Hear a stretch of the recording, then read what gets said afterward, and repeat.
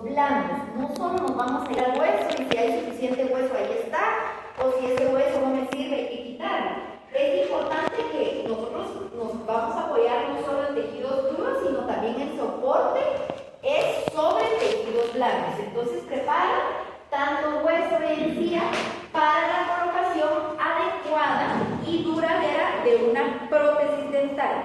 Recordemos que prótesis dental no solo estamos hablando con algo removible, como una prótesis total, una prótesis removible parcial, sino que también puede ser incluso coronas sobre implantes, ¿sí? Una corona fija o incluso una incrustación que vaya a tener contacto con la encía. Todo eso abarca pues, la prótesis. Entonces, ¿qué más podemos decir de la cirugía preprotésica? Que es una intervención quirúrgica, es un procedimiento netamente quirúrgico y que va a estar destinado a mejorar y a acondicionar esos maxilares. ¿Cuál es su fin? Pues adaptar una prótesis dental. ¿Qué queremos con esto? No siempre va a ser para que es lo que se vea más bonito en el paciente, sino que también vamos a necesitar a veces no solo resultados estéticos, sino también lo más importante, resultados funcionales. Por ejemplo, vamos a ir pasando bastantes imágenes, ¿sí?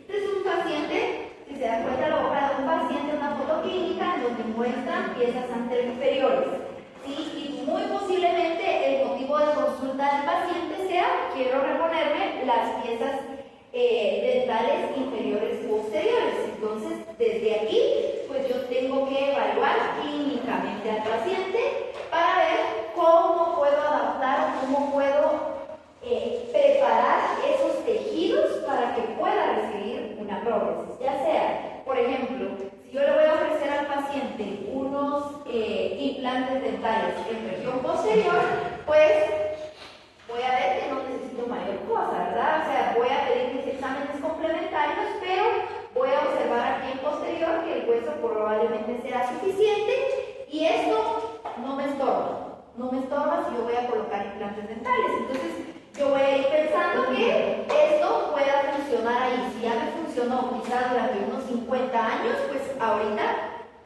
me va a seguir funcionando igual. Pero si yo voy pensando a futuro con el paciente colocar una prótesis removible, ¿sí? Porque el paciente quizá pues siente muy caro el presupuesto de una rehabilitación fija en el sector posterior, entonces yo voy a ir viendo y voy a ir visualizando que el sector mandibular lo tengo que remover. ¿Estamos? Como les digo, aquí les voy a ir contando experiencias. Sí me han llegado pacientes que yo he ido a clínicas y cuando me dicen solo hay que quitar unas piezas, porque a veces el odontólogo general ya tiene extracciones simples que quiere realizar, entonces se lo refiere a uno, pues enhorabuena, porque más trabajo para uno, pero sí es importante que ustedes pues, aprendan a hacer extracciones relativamente sencillas. Me llamaron en 2 ocasiones y cuando miro el gran tori mandibular para ahí, yo llamo a la odontóloga y le digo, mira, ¿para qué vas a rehabilitar al paciente? Sí, le voy a hacer una prótesis removible. Y yo, pero ese tori hay que quitarlo, definitivamente, eso no va a entrar ahí. Y el paciente y la doctora, ni siquiera me había dado cuenta que tiene un tori. Y se habló con el paciente y el paciente al final se enojó y se fue, porque nunca estuvo en el presupuesto y se perdió un paciente, ¿verdad? Entonces es importante, por eso les digo, la evaluación clínica inicial. Vamos a ir viendo otra imagen, por ejemplo, vemos esta, que ustedes ven del lado izquierdo, esta imagen esquemática, ¿sí? Yo quiero reponer acá, probablemente una prótesis fija removible, probablemente removible en este lado, y veo esta parte. Entonces, ustedes, como principales evaluadores del paciente, ¿sí? Tienen que ir viendo esta situación. Me han llegado que hay que quitar la pieza y bueno, ahí quieren rehabilitar ese sector. Ustedes saben que esa pieza ya hizo una extrusión, ¿sí? Fisiológica por el hecho de que no haya pieza oponente. Entonces, aquí tenemos que ir viendo. Si queremos recuperar este espacio, pues no hay para rehabilitar y tenemos que ir pensando. Si vamos a quitar esta pieza, no solo es quitar esta pieza, probablemente tengamos que hacer un reacomodo del hueso alveolar para poder recuperar esa dimensión vertical en el paciente y que pues pueda entrar las dos piezas, tanto superior como inferior. Entonces, eso ya va desde el principio cotizado en el presupuesto, ¿verdad? ¿Qué es lo que debo de hacer? No solo extraer la pieza, sino empezar a pensar que hay que hacer una posible cirugía de todo ese hueso que creció junto con la extrusión de la pieza dental. Aquí vemos otro caso. Este caso, pues ustedes dicen, ay, óptimo, porque aquí sí me entran las piezas dentales, ¿verdad? O sea, nítido. Pero el paciente, recuerden, el paciente, él va súper informado cuando llega con ustedes a la clínica. Y dependiendo también del grado de posibilidad económica que tenga el paciente. Eso es muy importante para ver qué se le ofrece y el grado de exigencia del paciente. Yo puedo ver aquí, ay, sí, le voy a poner un su puentecito y nítido.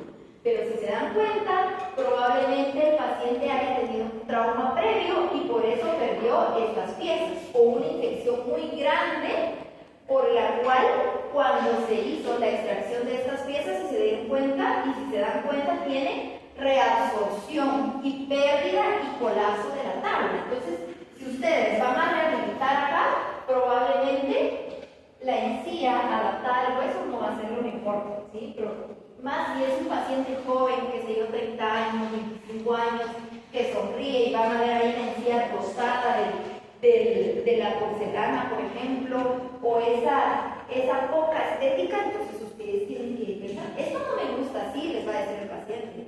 Ah, sí, pero es que así va a quedar, pero hay posibilidad de mejorarlo, sí, pero entonces no me explicó, ¿sí? Entonces el paciente, ya desde un principio van a ver que ustedes no están realizando un buen tratamiento. Entonces aquí, por ejemplo, viendo así con un ejemplo, podríamos recuperar un poquito de este hueso con algún tipo de injerto, por ejemplo, ¿sí? O mejorar esa encía, ¿sí?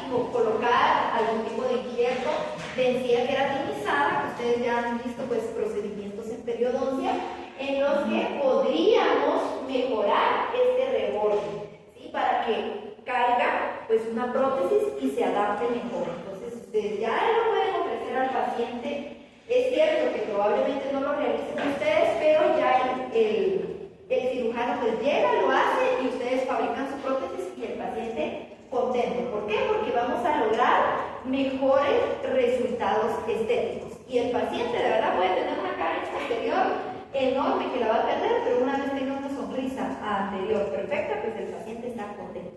¿Estamos? Entonces, si se dan cuenta, es bien importante. También en rebordes sedéntulos, no voy a entrar mucho a detalle ahorita, pero ustedes saben que esas arcadas dentales tienen que tener las óptimas condiciones para que ustedes puedan asentar una prótesis total. Por ejemplo, acá, si se dan cuenta, este frenillo puede ser que en algún momento pueda interrumpir, ¿sí? Si es un paciente joven, de unos 55, 60 años, todavía se considera que va a estar mucho tiempo acá en la tierra, entonces ustedes podrían ver la posibilidad de hacer una frenectomía para mejorar esa adaptación, ¿sí? Al igual que acá. Miren, acá es un reborde pequeño con los frenillos, estos laterales que se hicieron por la pérdida de piezas dentales, y eso puede provocar un desalojo de una prótesis dental. Entonces, muy bien, hicieron su prótesis muy linda y todo, y después se dan cuenta que el paciente abre y mueve el labio y la prótesis se expulsa, ¿sí? Entonces, valdría la pena, ¿sí? De una vez, pues, poder hacer estas frenectomías, que son procedimientos súper sencillos, pero que mejoran la funcionalidad de una prótesis total. Entonces, si se dan cuenta, pues el objetivo en sí, viendo todas estas imágenes, es crear estructuras de soporte apropiadas para la colocación de dispositivos protésicos.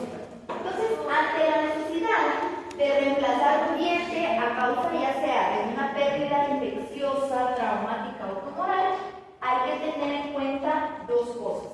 Primero, la reducción del hueso alveolar residual y la irritación y la pérdida de la inserción de los tejidos blandos. Por ejemplo, esta imagen. Llega un paciente con ustedes a la clínica dental, ¿sí? Y van a ver que llegó con un trauma, ¿sí? Hay veces que esos casos, he tenido un par de casos de estos que ustedes ven esto y ya lo intentan resolver en clínica, ¿sí? Entonces se les mueve y se les va cayendo este bloque. Entonces, ¿qué hace el odontólogo? Bueno, si se está cayendo ese bloque dental, ¿verdad? Porque tengo algo. ¿Qué va a pasar después de quitar ese bloque dentoalveolar? Va a quedar un defecto dentoalveolar increíble, que por más cirugía que hagan, nunca va a recuperar la estética ni la funcionalidad completa de ese paciente, ¿sí? Por más que el paciente invierta muchísimo dinero. Pero, ¿qué podemos hacer acá entonces? ¿Cuál sería el mejor tratamiento para hacer por acá? A ver qué piensan.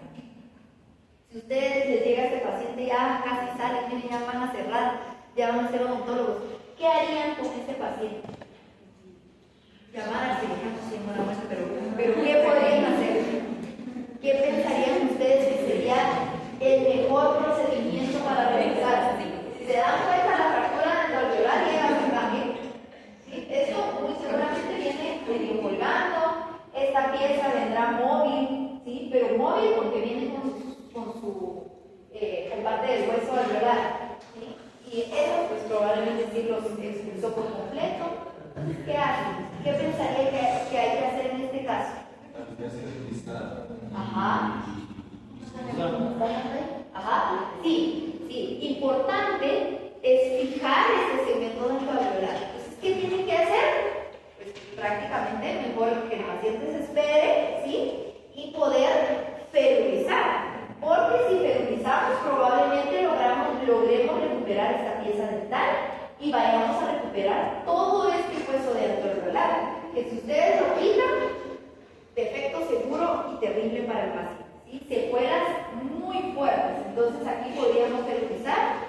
Ustedes ya han visto, creo que sí, es que yo no me quedé por completo al simposio, pero me imagino que con el doctor Curán vieron fracturas dentoalveolares, ¿verdad? Segmentos de fracturas dentoalveolares. Esto se fija muy bien, se puede fijar con placas pequeñas acá, de sistemas pequeños, puede ferulizar con arco de ortodoncia, incluso con alambre, diente, para que pues quede fijo, y eso generalmente se recupera. Una vez haya periósteo y el segmento no se haya coído por completo, hay irrigación y esto se puede recuperar. Por ejemplo, le llega un paciente así, con un tumor, obviamente hay que referirlo, ¿verdad? Hay que ver patología, cirugía, para ver de quitar esto. Pero ustedes ya tienen que ir pensando en cómo vamos a recuperar. Si se dio cuenta en el simposio, también existe, el doctor Joshua pues les dio una pequeña charla de todos los estructuradores que pueden haber, ¿sí? Quizás no lo vayan a hacer ustedes, pero en algún momento tienen que irle explicando al paciente, porque el paciente confía en ustedes, no confía en el cirujano que lo vaya a tratar después, ¿sí? La confianza es en ustedes. Entonces, entrándonos un poquito más al tema, vamos a iniciar con rebordes desdentados, ¿sí? Vamos a ir viendo muchos procedimientos de cirugía preprotésica, ¿sí? En donde vamos a quitar encía, en donde vamos a quitar hueso, pero también en donde vamos a ir recuperando. Entonces ahorita vamos a iniciar en donde tenemos que regularizar, quitar, ¿sí? Y vamos a iniciar con los rebordes desdentados. Ustedes ya saben que tenemos que ver en rebordes desdentados que cuando ustedes estén evaluando al paciente es importante que haya ausencia de afecciones patológicas. Eso es para prótesis total, ¿sí?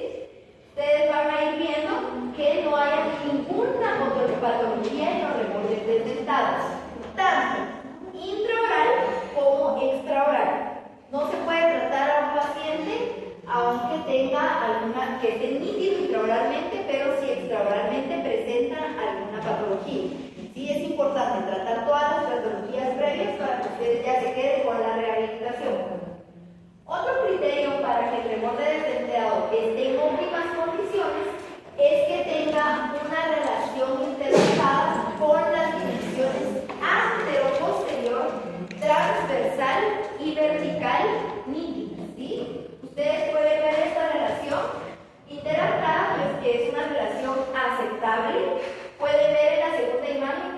es una relación aceptable, ¿sí? ¿Por qué? Porque es un paciente que tiene una reabsorción muy severa, pero aparte quedó con una relación clase 3, ¿sí? Probablemente no haya sido clase 3 cuando el paciente estaba dentado, pero generalmente la reabsorción de las tablas bucales sucede cuando pierden piezas dentales. En superior, la reabsorción se da en bucal, ¿sí? Por eso es de que ustedes van a ver que la arcada superior se colapsa. En cambio, en inferior, la reabsorción sucede a expensas de la tabla lingual. Entonces, por eso es que el paciente queda en una relación interarcada clase 3. Para ver esto y para mejorarlo, pueden haber varias probabilidades que vamos a ir viendo. Otro criterio para que ustedes tengan unos rebordes dentados óptimos es que las apófisis alveolares sean tan grandes como lo posible, ¿sí? Y de configuración apropiada. Me han llegado algunos, bueno, ahí en cirugía hemos visto algunos casos que ustedes han ido presentando, los chicos de cuarto, en donde llegan y sienten el reborde pues muy abultado, muy grande, y dicen, bueno, es que mejor hay que quitar esto. No siempre todo lo que sea grande esté mal, ¿sí? Nosotros lo que queremos es que tener un buen reborde, y entre más hueso tengamos, mucho mejor, porque ese hueso se va a ir reabsorbiendo con el tiempo. Entonces, tenemos que ir viendo que no todo lo irregular y no todo lo grande se quita. ¿Estamos? ¿Sí? Y la forma ideal de las apófisis alveolares, o sea, el reborde debe de ser en U, eso ya lo saben bien, y los componentes verticales hay que tratar de ser paralelos, ¿sí? Porque si tenemos ahí sí discrepancias hacia el lado bucal, eso sí nos puede alterar la posición de la prótesis. Otro criterio también es la ausencia de protuberancias óseas o de tejidos blandos o concavidades. Y ustedes saben de que a mí esto me perjudica para realizar una prótesis dental. Entonces es importante que haya que quitar. La forma de la bóveda palatina también debe de ser apropiada. Eso ustedes lo saben bien, que la bóveda palatina pues no tiene que estar muy cóncava, de preferencia pues de bóvedas palatinas un poquito más planas, no tan planas tampoco, pero sí bóvedas palatinas adecuadas para la colocación de estas prótesis. Otro criterio también es la escotadura posterior a la tuberosidad. Donde están estos circulitos, ustedes pueden ir viendo que esta parte es bien importante para adaptar una prótesis, ¿sí? Y que no siempre aquí ustedes pueden ver unas tuberosidades bastante anchas, que no siempre estas tuberosidades nos van a interrumpir el tratamiento. Es más, a veces estas tuberosidades nos sirven para que la prótesis dental sea una prótesis adecuada y que no se nos caiga. Ese es el problema principal del paciente. El paciente mira lindo sus dientes, pues ustedes siempre van a encontrar bellos los dientes. Generalmente el técnico es el que termina montando los dientes. Ahorita pues ustedes lo están haciendo, pero en la parte privada el técnico es el que monta los dientes, entonces ustedes no tienen mucha relación con eso, pero sí con que esa prótesis quede adecuada y no se le caiga, ¿verdad? O sea, a veces terminan realizando la prótesis y la prótesis baila. Y que ahí con colegas se la pueden tocar y todo, no es el punto, ¿sí? Estas tuberosidades podrían ser un buen ancla para que nosotros pues tengamos una buena retención. ¿Qué otro criterio debemos de tener para estos rebordes también? Que haya glucosa queratinizada insertada adecuada, ¿sí? Por eso es importante que cuando ustedes hagan extracciones dentales no se pierda esa mucosa. A veces hacen extracciones y la encía me queda pues bamboleante, y ¿qué es lo que hacen? Se la vuelan toda y ya, y suturan y quedó hermoso, pero esa encía queratinizada nos puede servir. ¿Por qué? Porque a mí lo que me hace una buena retención de una prótesis es la encía queratinizada. Es lo blanquito que ustedes ven aquí, ¿ven?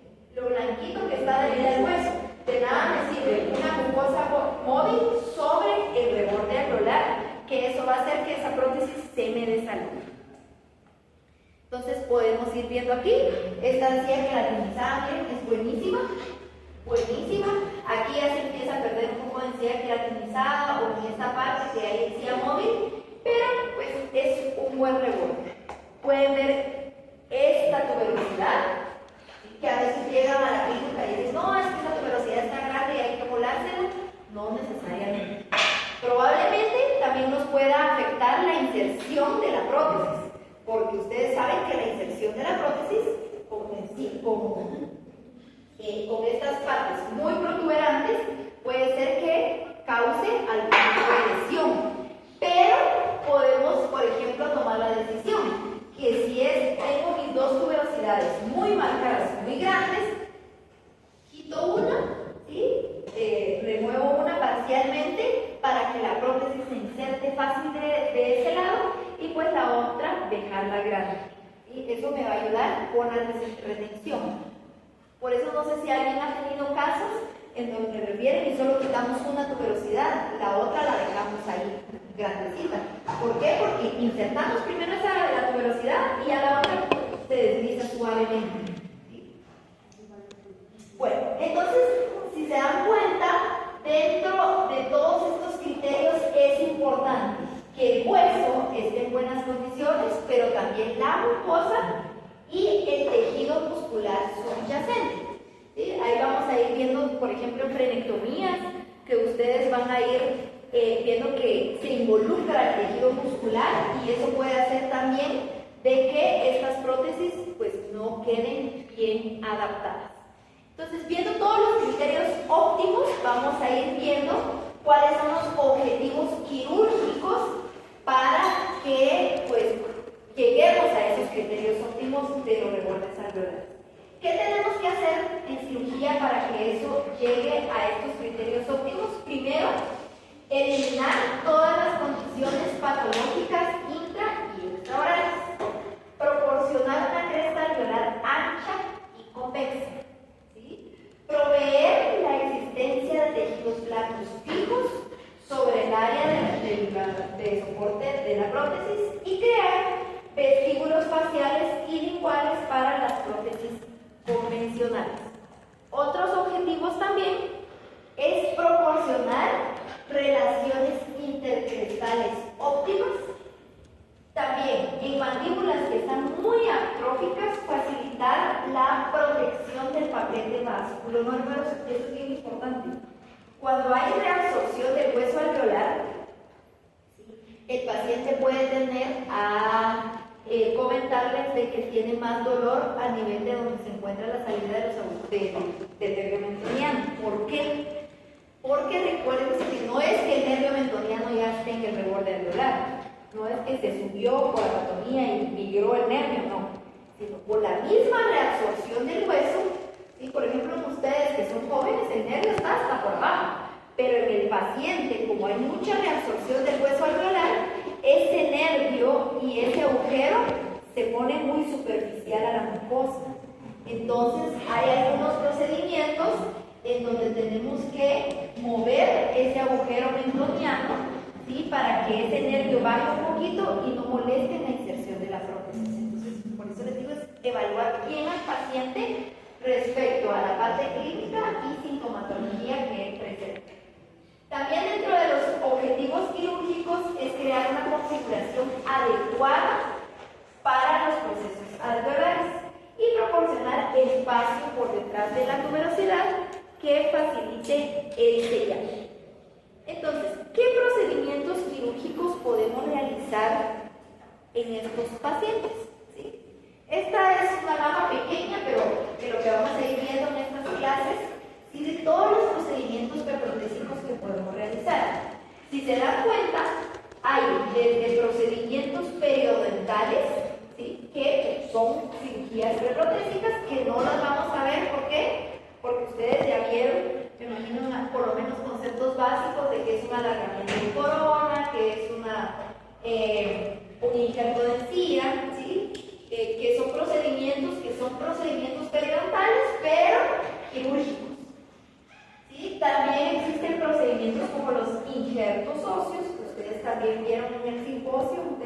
La verdad es que el doctor una muy buena una buena exposición, tienen ciertos socios, distracción alveolar, que no sé si alguien ya se familiarizó con el concepto, pero vamos a ir viendo que es una distracción alveolar, colgajos.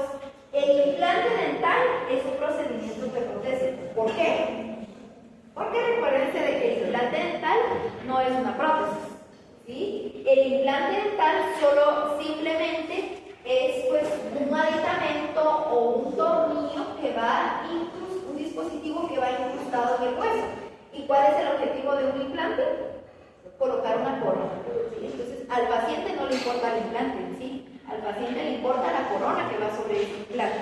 Entonces el implante dental se clasifica como un procedimiento preprotésico porque va antes de la rehabilitación protésica del paciente.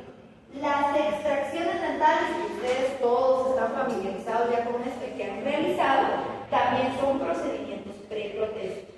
También eliminación de patologías, es un procedimiento como un épulis fissurado, que ya algunos han visto cómo removerlos, ¿sí? También y entra en los procedimientos que podemos realizar para mejorar todos esos rebordes. Remodelación del hueso alveolar, regularización de rebordes, eliminación de exostosis, eliminación de tejidos redundantes. Las frenectomías también se encuentran como procedimientos preprotésicos y aumentos vestibulares, tanto de tejido blando como tejido duro. Viendo esto, vamos a ver, previo a realizar todos los procedimientos de cirugía que vayamos viendo cada uno, el diagnóstico del paciente. Entonces, aquí ustedes son los que tienen que ver esta parte, ¿sí?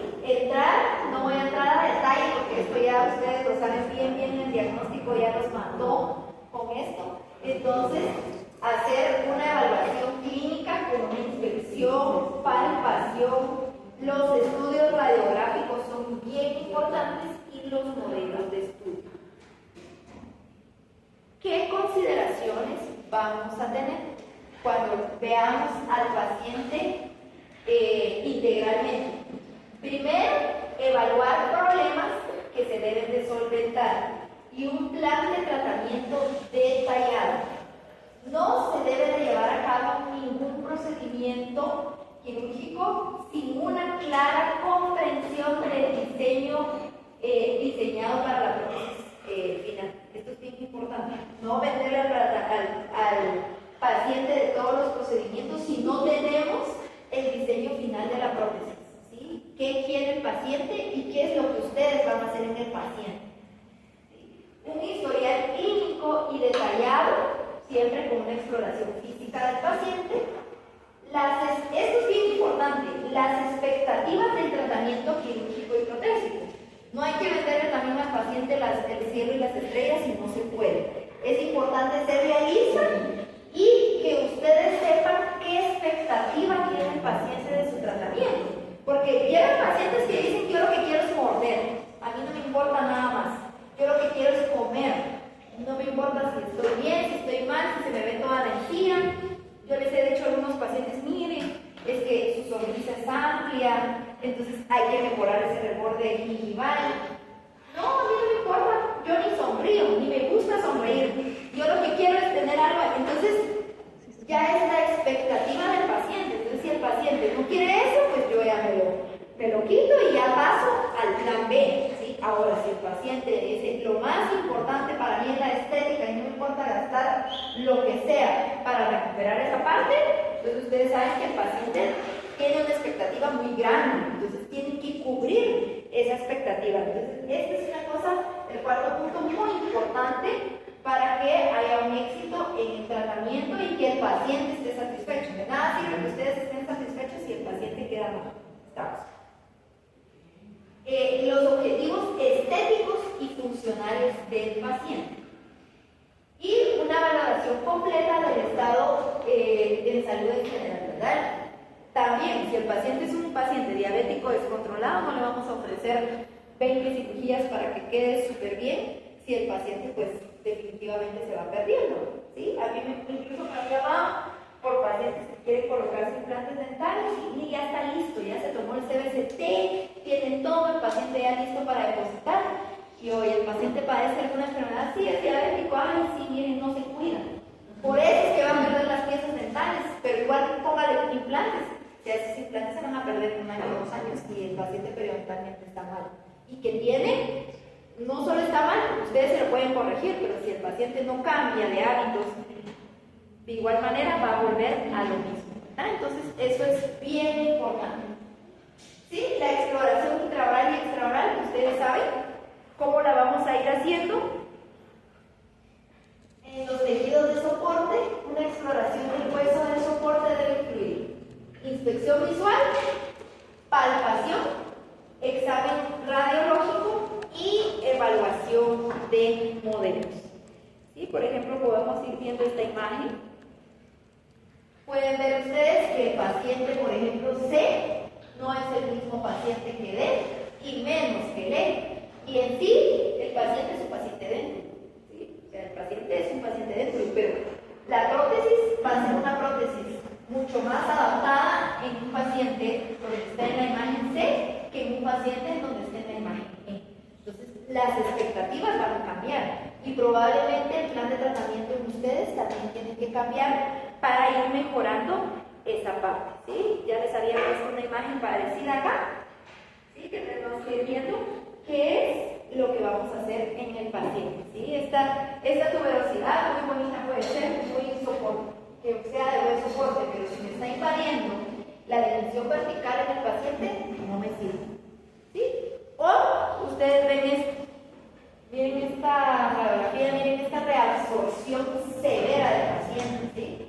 No le voy a ofrecer yo implantes a este. ¿Qué ha pasado? ¿Qué me ha pasado? Mire, el paciente no tiene dónde comer y mire, yo ya le ofrecí, ya le vendí los implantes, ya le vendí 4 implantes. No. Imposible. O sea, y el paciente ya está capaz que está pensando en vender su casa con tal, es que los pacientes así son.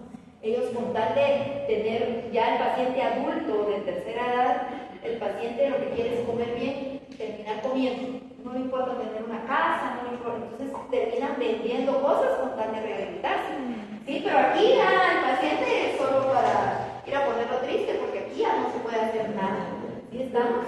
Doctora, ¿y hay unos candidatos para una distracción alveolar? Una distracción alveolar no. No, las distracciones alveolares generalmente son, la distracción alveolar son fracturas guiadas a través de dispositivos en donde, o sea, por la separación de los dos segmentos hace que crezca hueso acá. Pero una distracción alveolar en este paciente, primero la movilidad es altísima. O sea, hacer cirugías muy grandes para un paciente acá que muy seguramente sistémicamente esté mal, entonces se va a infectar, se van a perder, el hueso no reacciona bien.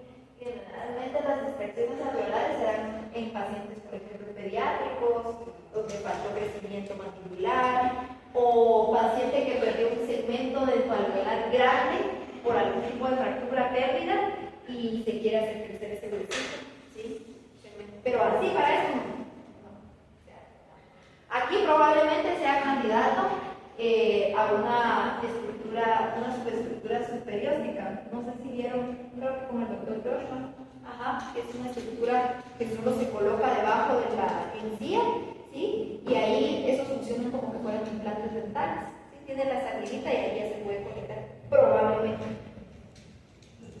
¿Sí? Entonces, si se dan cuenta, también es importante los exámenes radiológicos en el paciente. No se lo pasen por alto. Ustedes tienen un paciente integral en clínica, en donde le van a trabajar de todo, a veces da, o sea, uno de odontólogo general aquí le enseñan a hacer de todo menos a cobrar. Y eso es lo más importante, porque nosotros tenemos que ser empresarios para poder triunfar. Si no somos empresarios, de nada me sirve ser yo una buena odontóloga que no le va a vender nada a nadie. Nosotros somos vendedores al final. Entonces, que no les dé pena pedir radiografías, que no les pena pedir tomografías.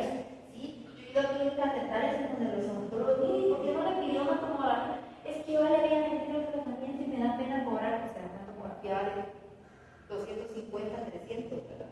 Pero uno, por no perder al paciente, pues trata de reducir costos lo más que se pueda. Pero si ustedes reducen costos, están perdiendo pues parte de diagnóstico del paciente que después nos va a ayudar para un plan de tratamiento exitoso.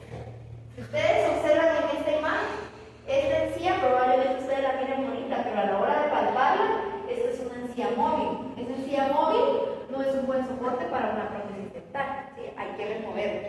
Pero también hay que tomar la decisión qué tan grande es el paciente y qué tanta estructura ósea subyacente tenemos.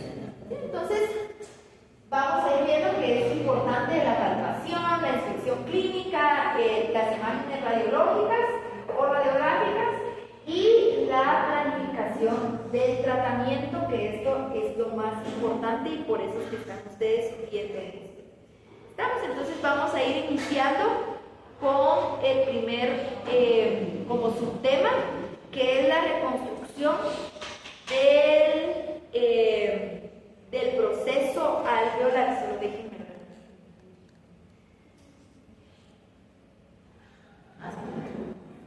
Del proceso alveolar. ¿Cómo debemos de tener un proceso alveolar óptimo para poder colocar una prótesis dental?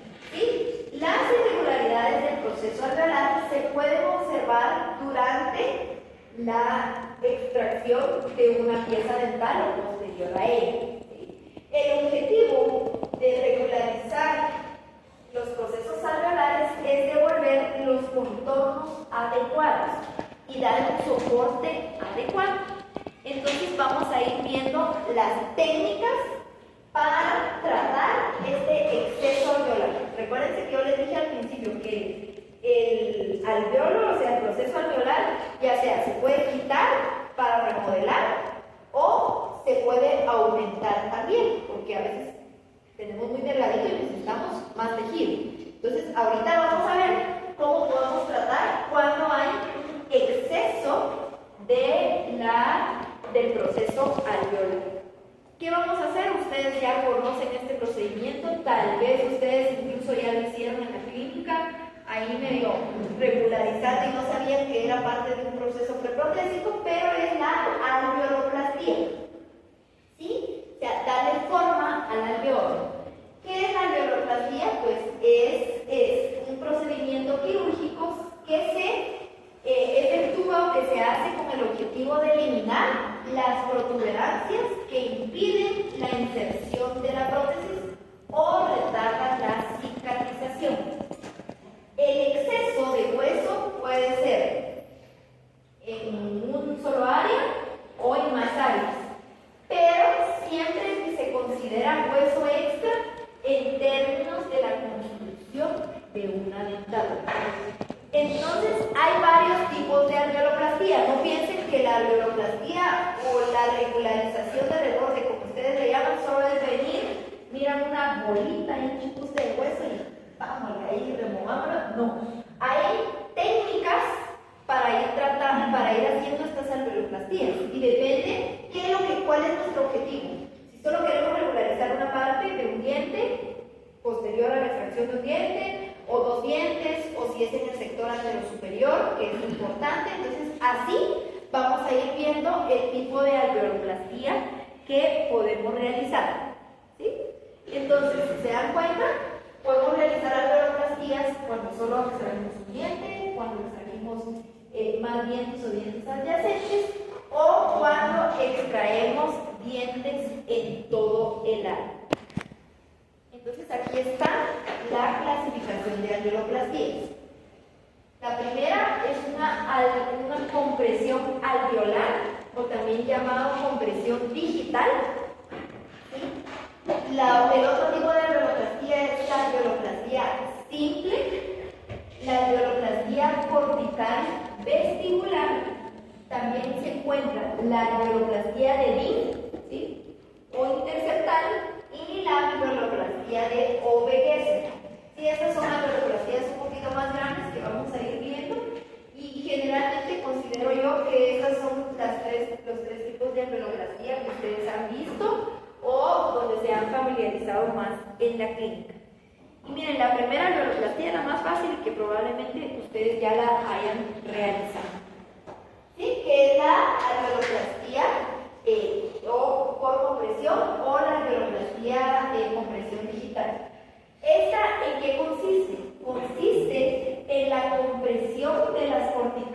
después de la extracción de un órgano dental. Si se dan cuenta, es algo muy simple, que no es necesario llamar a nadie para realizarlo. Ustedes, con sus simples deditos, lo pueden realizar. Entonces, ¿en qué consiste? Ustedes pueden observar en la primera imagen que se realizó una extracción dental. ¿Qué es importante que quiero que se les quede cuando ustedes hagan una extracción dental, chicos? Porque yo me imagino que ustedes se saltan mucho este punto. Es que cuando hacen una extracción dental, ¡pum!, ven que las raíces ya salieron, nítido. Miran medio ahí que se esté formando el coágulo, zampa la gasa y ahí ya estamos. Bueno, vamos, demos reset